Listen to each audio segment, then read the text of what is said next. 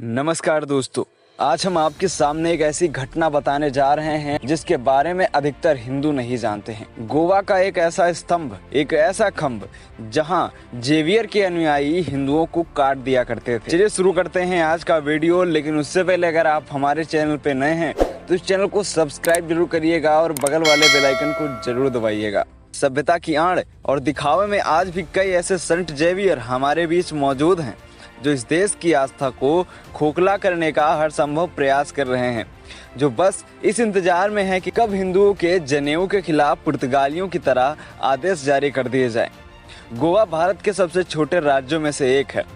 रमणीय समुद्र तट, नीले पानी, सुनहरी रेत और सैलानियों के आकर्षण का केंद्र भी, लेकिन इसके अतीत में भयावह सच मौजूद है। यह हिंदुओं का दुर्भाग्य ही कहा जा सकता है कि इस छोटे से राज्य में आज बचे हुए हिंदुओं को अपनी पहचान ऐसे स्मारकों में तलाशनी पड़ रही है जिन्हें ईसाई मिशनरियों ने उन्हीं के रक्त से कभी सींचा था।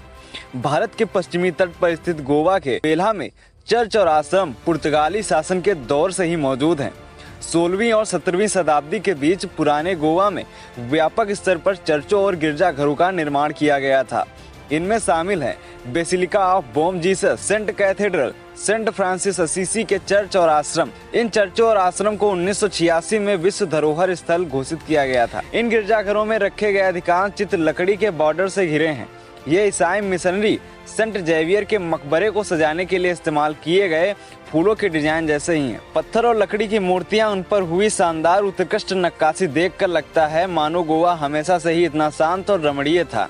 लेकिन यीशु, मदर मैरी और साई संतों की पेंटिंग्स के बीच और भी कई ऐसे साक्ष्य अंतिम सांसें ले रहे हैं जिन पर हिंदुओं को रौंदा गया, उन्हें यातनाएं दी गई, उन्हें काट डाला गया। यह सब इसलिए किया गया क्योंकि उन्होंने धर्म परिवर्तन का विरोध किया था और वे बिलीवर नहीं बने। यूं तो इतिहास में बहुत कुछ दफन है, लेकिन एक ऐसा स्तंभ जिस पर कभी कहीं भी बात नहीं की जाती है वह है हाथ काटरो खंभ, या जिसे न्याय का स्तंभ भी कहा जाता है। इस स्तंभ के बारे में कभी बात नहीं की गई। हालांकि फ्रांसिस जेवियर के नाम पर आज भी देश में कई स्कूल, कॉलेज, संगठन और गिरजाघर मौजूद हैं। ईसाई मिशनरी धर्म प्रचारक सेंट फ्रांसिस जेवियर पुर्तगाली काफिलों के साथ भारत आया था। उसने भारत पहुंचकर ईसाई धर्म का प्रचार प्रसार किया। वह सोसाइटी ऑफ जीसस से जुड़ा था। वर्ष 1541 की बात है। यहाँ ईसाई मिशनरियों द्वारा फरमान सुनाए गए कि सभी हिंदू मंदिरों को बंद कर दिया जाए। इसके बाद 1559 आते आते तकरीबन 350 से अधिक हिंदू मंदिरों को नष्ट कर दिया गया था और मूर्ति पूजा पर प्रतिबंध लगा दिया गया था। संत जेवियर ने देखा कि उसके हिंदुओं के बलात् धर्म परिवर्तन के प्रयास पूरी तरह से कामयाब नहीं हो रहे थे। उसे समय रहते यकीन होता गया कि सनातन धर्म की आस्था अक्षुण्ण है। यदि वह मंदिरों को नष्ट करता है तो लोग घरों में ही मंदिर बना रहे हैं। उसने देखा कि लोगों को धारदार हथियारों से काटने, उनके हाथ और गर्दन रेतने और असीम यातनाओं देने के बाद भी सनातन धर्म में से लोग सनातन धर्म को ही चुनते और मौत को गले लगा लेते। निराश होकर जेवियर ने रोम के राजा को पत्र लिखा, जिसमें उसने हिंदुओं को एक अपवित्र जाति बताते हुए उन्हें झूठा और धोखेबाज लिखा। उसने कहा कि उनकी मूर्तियां काली, बदसूरत और डरावनी होने के साथ ही तेल की गंध से सनी हुई होती। इसके बाद हिंदुओं पर यातनाओं का सबसे बुरा दौर आया। फ्रांसिस जेवियर ने गोवा का पूर्ण अधिग्रहण किया, हिंदुओं के दमन के लिए एक धार्मिक नीतियां बनाई। यीशु की कथित सत्ता में यकीन न करने वाले नॉन बिलीवियर्स को दंडित किया जाने लगा। अक्टूबर 1560 की बात है। आम जनता के जिंदा रहने और उनके मरने से लेकर उनके भाग्य का फैसला ईसाई प्रीस्ट यानी कि पुजारियों के हाथों में आ गया। यह सभ्यता की आड़ में आस्था का बेहद क्रूर और विभत्स अधिग्रहण था। लोगों को ईसाई बनाने के लिए बर्बर हिंदू विरोधी कानून लाए गए।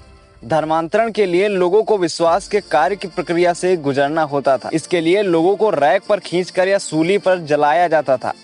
बच्चों को उनके माता पिता के सामने अंग भंग किया जाता और उनकी आंखें तब तक खुली रहती थी जब तक वे धर्म परिवर्तन के लिए सहमत नहीं होते थे। इस घटना के बारे में लिखने वाले इतिहासकारों को भी सख्त यातनाएं दी गई। उन्हें या तो गर्म तेल में डालकर जला दिया गया या फिर जेल भेज दिया गया। ऐसे ही कुछ लेखकों में से फिलियोस सेस्ती, चार्ल्स डेलोन, क्लाउडियस बुकानन आदि के नाम शामिल थे। इतिहास में पहली बार हिंदू भागकर बड़े स्तर पर प्रवास करने को मजबूर हो गए। ओल्ड गोवा के कई स्मारकों और संरचनाओं के बीच पेलोरिनो नोवो नाम का काले बेसाल्ट स्तंभ इतिहास के काले अध्यायों का साक्षी है। गोवा के शोक की कहानी कहता है यह स्तंभ वर्तमान में राजमार्ग पर एक प्रमुख जंक्शन पर स्थित, स्थानीय भाषा में इसे पेलोरिनो नोवो को ही हाथ काटरो खंभ कहा जाता है। इसका शाब्दिक अर्थ यह है कि ऐसा स्तंभ जहां हाथों को काटा जाता था। इस स्तंभ का एक बहुत ही विवादित इतिहास रहा है। यह हिंदुओं पर पुर्तगाली सनकी शासकों की बर्बरता का जीवंत साक्ष्य है। ईसाइयों द्वारा नॉन बिलीवर्स को इससे बांधकर उनके अंगों को तोड़ा जाता था। इसे सालों पहले गोवा के बाहरी इलाकों में स्थानांतरित कर दिया गया। अब यह स्तंभ सड़क के केंद्र में स्थित है, जिसे करीब 2 बार किसी भारी वाहन ने टक्कर भी मारी है। कहा जाता है कि यह स्तंभ एक प्राचीन मंदिर का अवशेष है और उसके कुछ हिस्सों से प्रतीत होता है कि यह कदम राजवंश से संबंधित है और इसे पुर्तगालियों ने कई मंदिरों को तोड़कर अपने दरवाजे और खिड़की की सजावट में इस्तेमाल किया था। इस पर मौजूद शिलालेख इस बात की भी पुष्टि करते हैं कि यह मूल रूप से किसी पुराने मंदिर का स्तंभ था। यह संभवतः यह प्रसिद्ध सप्तनाथ शिव मंदिर का हिस्सा था। आप इसके बारे में खोज करेंगे तो आपको बहुत कम ही जानकारी मिलेगी। तो दोस्तों, आपको यह वीडियो कैसा लगा कमेंट करके बताइएगा। आपसे निवेदन है कि इस वीडियो को जहां तक हो सके शेयर कीजिए, क्योंकि यह आवाज जरूर पहुंचनी चाहिए। वीडियो पसंद आया हो तो लाइक करिएगा, चैनल पर नए सब्सक्राइब करिएगा। जय हिंद, जय भारत, वंदे मातरम।